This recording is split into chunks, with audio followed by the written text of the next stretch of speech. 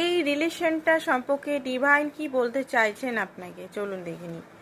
Divine বলতে চাইছেন যে আপনি এই সময় নিজের ফাইন্যান্স কেরিয়ারে বেশিভাবে ফোকাস করুন, কারণ হয়তো আপনি নিজের ফাইন্যান্স কেরিয়ার সমস্ত কিছু ভুলে যাচ্ছেন। নিজের যে গোল সেট করেছিলেন, গোল সেট সমস্ত কিছু ভুলে গেছেন এই লাভের চক্করে।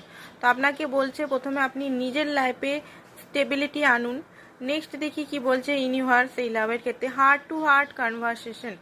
আপনি আপনার পার্টনারকে ভালোবাসেন, আপনার পার্টনার যদি আপনাকে ভালোবাসে তো প্লিজ রেগে না থেকে, তার সঙ্গে কড়া ভাষায় কথা না বলে হার্ট টু হার্ট কী বলতে অ্যাকচুয়ালি আপনার কী ফিলিংস সেটা লোকাবেন না, সেটা একদম হার্ট টু হার্ট। যে কোনো পরিস্থিতি হোক, আপনার সঙ্গে যদি এই মুহূর্তে কথা বলছেন উনি, তো উনাকে সমস্ত কিছু বলে দিন।